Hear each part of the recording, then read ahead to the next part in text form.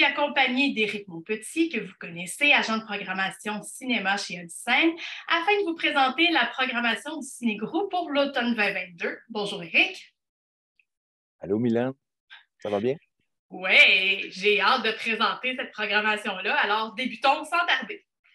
On débute la saison le 21 septembre avec un film québécois qui a attiré beaucoup l'attention récemment, avec, entre autres, Karine Vanasse et Guillaume Cyr. Je parle de Arsenault et Fils. Oui, c'est un film de Raphaël Ouellette qui vient du Témiscouata, donc une région qui se trouve entre le Québec et le Nouveau-Brunswick. Et là, il nous amène pour la deuxième fois dans sa communauté d'origine.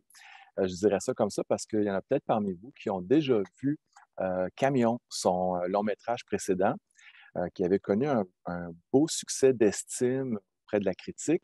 Raphaël Ouellette a travaillé à la télévision. Il revient au cinéma avec Arsenault et Fils. Et puis là, c'est un petit village, c'est une famille tissée serrée. Et c'est bien fait, là. C'est vraiment un portrait d'un milieu de façon très réaliste, très crue. On a 3 générations de braconneurs. Alors, le braconnage, historiquement, c'était un mode de survie pour ceux qui n'arrivaient pas à se nourrir avec l'agriculture ou le travail qui n'était pas assez payant. Donc, le grand-père dans la famille est un ancien braconnier. Le père en est un également, mais lui, contrairement à son père, il a peut-être la richesse l'intéresse davantage que la survie. On ne sait pas du braconnage de survie. Et puis, il y a les 2 fils, très différents l'un de l'autre. Évidemment, ça fait du bon cinéma, ça fait des personnages qui vont entrer en conflit. Donc, c'est un portrait de famille, c'est un portrait de région, c'est un portrait du Québec. C'est tellement bien fait, puis en plus, c'est un thriller. Donc, c'est un bon scénario. C'est quelque chose à voir. C'est une des belles réalisations de l'année. Bien, justement, je pense que les images qui vont suivre vont vous donner le goût d'y assister.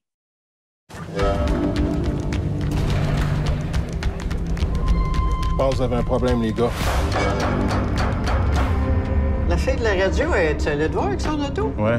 T'as 3 excellents chasseurs ici. Ah oui, c'est ça qu'on dit. Qui dit quoi? J'ai pas besoin de vous expliquer votre réputation, hein, Arsenault. Il est en retard, le jeune. C'est elle, ta blonde, là, frère? OK, ta gueule. Je me disais que t'étais peut-être Gwyn. Veux-tu bien t'asseoir puis stacker ton moteur 2 minutes? Reste le mien.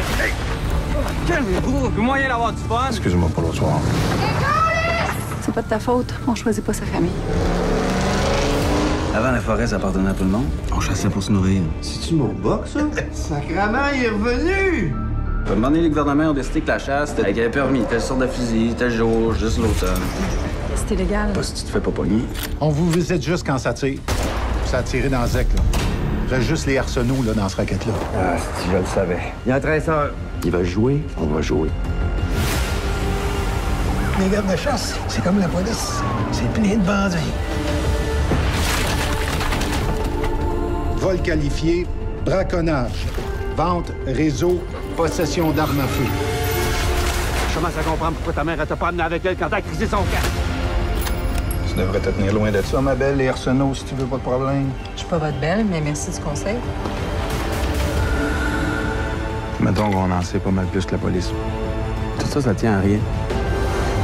J'ai beau tout faire à chaque fois, mais c'est encore fait avoir, Asti. La beauté de l'affaire, c'est que vous pouvez pas nous arrêter. Pourquoi ça laisse pas tranquille? Fais passer le canot de l'autre bord. C'est toujours de même. Mets-toi pas dans la merde comme nous autres. Je peux-tu vous aider? Arsenault un jour, Arsenault toujours.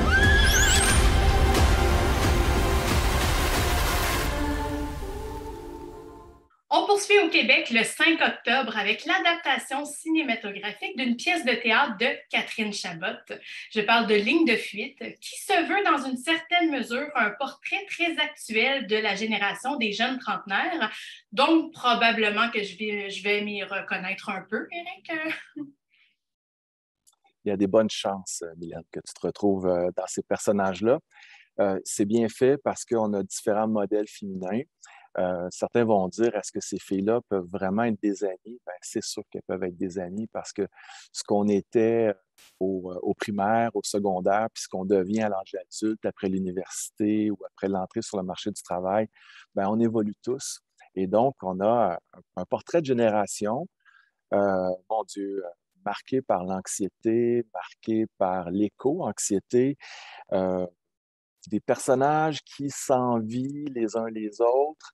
Et donc là, c'est la confrontation entre différentes personnalités féminines, mais aussi les conjoints de deux des trois personnages du trio féminin. Bon, évidemment, il y a Catherine Chabot qui joue son propre, qui joue un rôle, c'est-à-dire dans le film, on a Léane Labrèche d'Or, toujours excellente, puis Mariana Mazza qui fait partie aussi de ce trio-là. Donc, on imagine un trio assez fort, là. Et ça donne du très bon cinéma.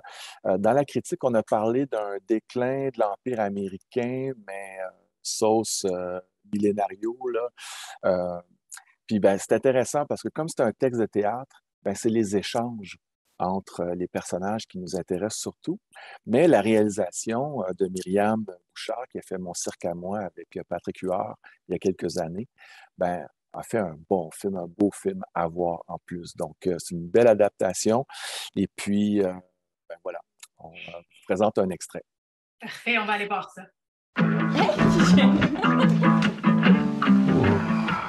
Ouais, non, mon amour, ça fonctionnera pas. Je suis désolée, ça marche pas, là. C'est quoi, c'est-tu tes chums qui te stressent de même? Oui, ben oui, j'ai une boule dans le ventre. Ça fait trop longtemps que je les ai vus. J'ai pas l'air de vouloir transcender ma classe sociale. Je te trouve très belle.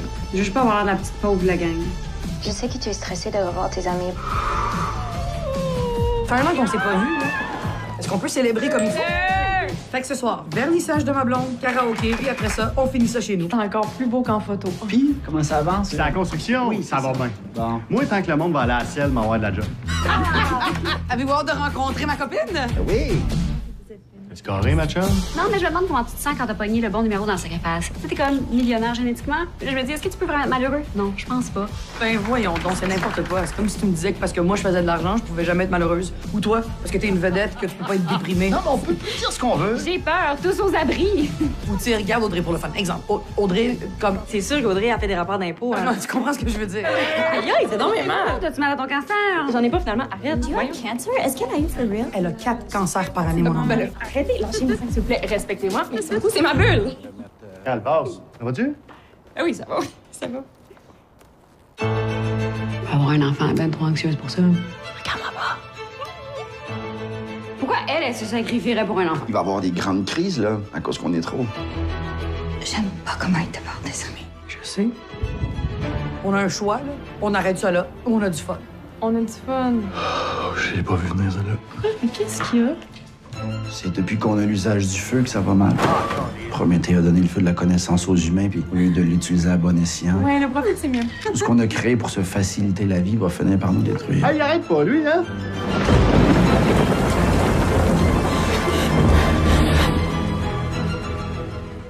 On traverse en Europe le 2 novembre prochain pour le film Maigret, qui porte à l'écran nul autre que Gérard Depardieu.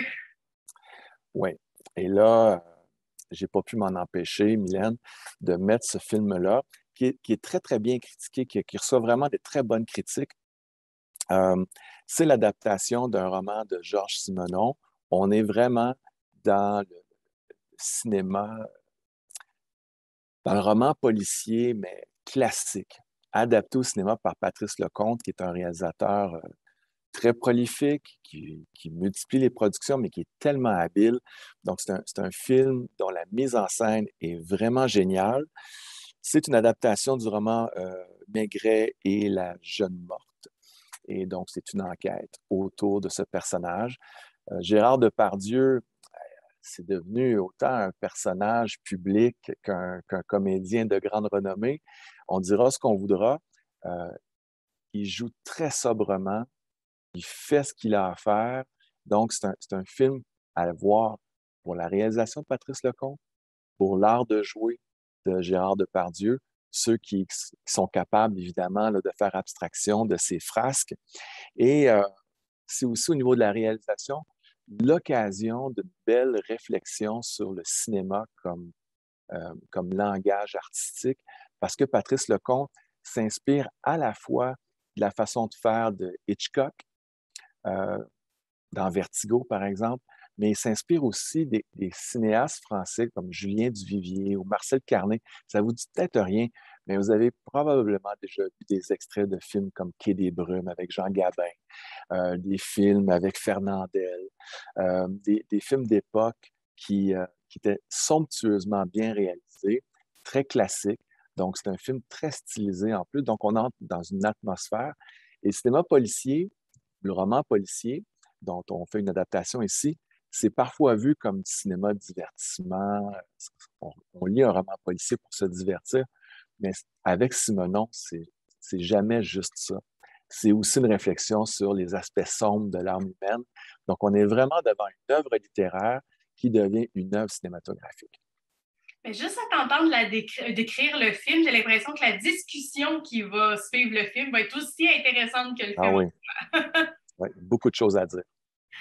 Le 16 novembre, on revient au Québec avec un film dont on a beaucoup entendu parler parce qu'il a été présenté au dernier Festival de Cannes.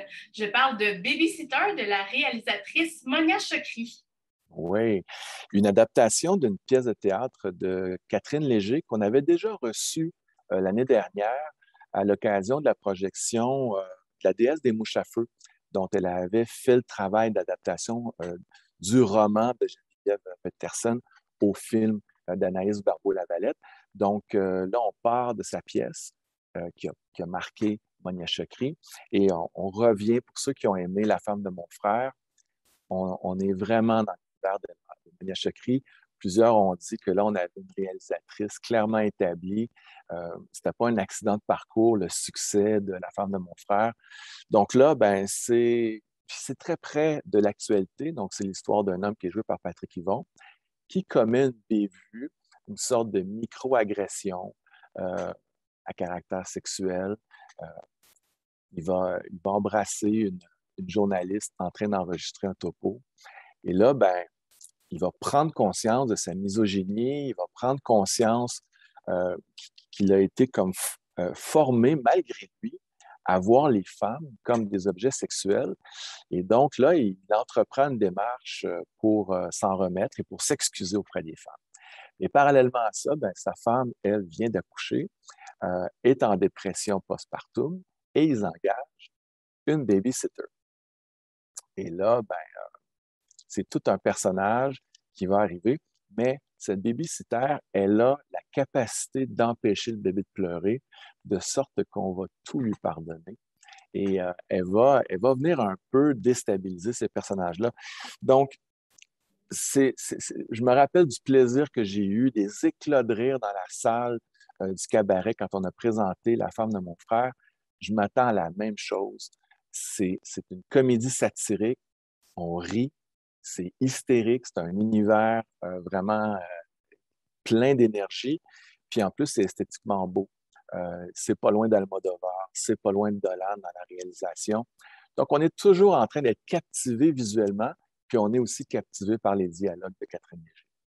Tu parles de l'esthétisme, il y a aussi une direction artistique qui est vraiment intéressante dans ce film-là, bien que le sujet soit très actuel.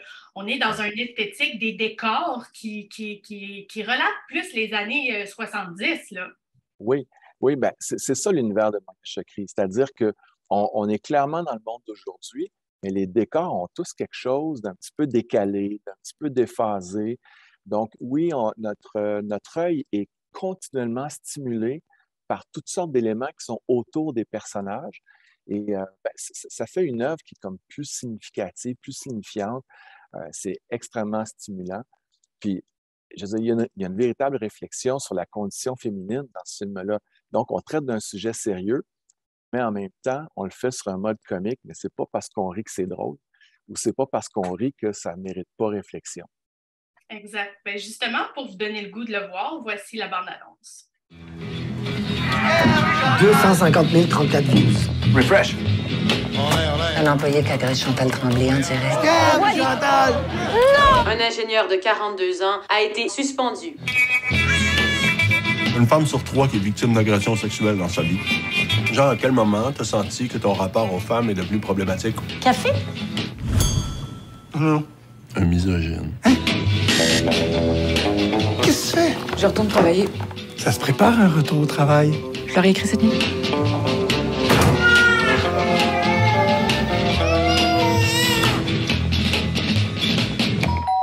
face me dit de quoi? Ah, c'est parce que je ressemble à Brigitte Bardot. Brigitte Bardot déguisée en nounou. Amy, qu'est-ce que tu portes? C'est un uniforme de bonne. Pour le sexe. J'écris un livre. C'est sur quoi? Une lettre d'excuse à Chantal Tremblay. Sexy Story. Le titre de ton livre. Cédric, écris un livre. Ben oui. Lettre d'excuse à nos mères, à nos filles. À nos secrétaires, à nos maîtresses.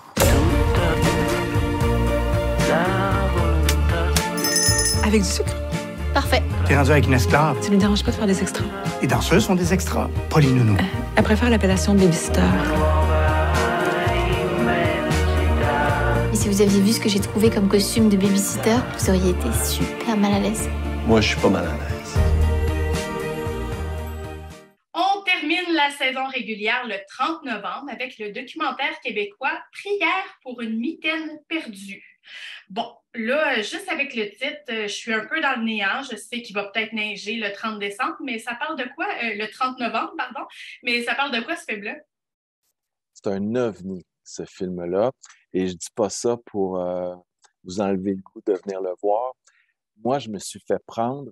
Les étudiants qui ont participé au prix collégial du cinéma québécois l'an dernier se sont fait prendre. Ça a l'air de rien. C'est un documentaire sur les objets perdus dans le métro de Montréal. Mais on ne s'imagine pas la passion que certaines personnes ont pour un objet en particulier. Puis ça t'arrive, je suis sûr que tu as des objets fétiches chez toi. J'en ai moi aussi, des objets qui ont l'air insignifiants en apparence, mais qui ont appartenu à un être cher, qui ont, je ne sais pas moi, qui sont associés à des choses tellement importantes dans nos vies. Alors, il faut imaginer des gens qui vont réclamer des objets perdus, mais qui sont en détresse. Et donc, le réalisateur commence son film par nous présenter des gens qui sont au guichet dans le métro et qui cherchent des choses. Une photo, un livre dans lequel il y a une photo, une mitaine, une tuque. Et là, on se dit, reviens-en, c'est une tuque, c'est une mitaine. Mais à partir de là, c'est une réflexion sur ce qu'on a perdu, tous et chacun. Et puis là, ben, il part de ces personnages qu'on rencontre dans la rue. C'est un documentaire, là. C'est des vrais témoins qui sont devant la caméra. Et à partir de là, il entre en communication avec eux, va dans leur intimité, enregistre des discussions entre eux. Et puis, on se laisse prendre, Mylène. C'est envoûtant, complètement envoûtant. Au plan esthétique, c'est un film en noir et blanc. Donc, c'est magnifique. La trame sonore est recherchée, elle convient, est un peu décalée. Donc, c'est un film qui est parfois comique, parfois triste, parce qu'on perd des choses pour vrai dans la vie. Et c'est un film d'hiver.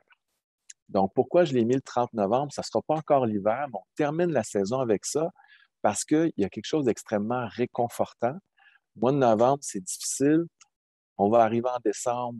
Là, c'est l'esprit des fêtes qui va nous emporter. Fait que ça va nous préparer l'âme pour le temps des fêtes. Puis on va découvrir un réalisateur, Jean-François Lesage, qui est super intéressant et qui mérite qu'on s'attarde à son travail. Ben là, moi, tu viens de me le vendre. Là. Moi, j'ai le goût d'aller découvrir ces petits bouts de vie de tout et chacun avec ce prétexte-là. Ouais. Très intéressant. Ben, en fait, j'ai hâte de voir tous les films à l'affiche cet automne. C'est pas compliqué. Merci pour cette sélection, Éric.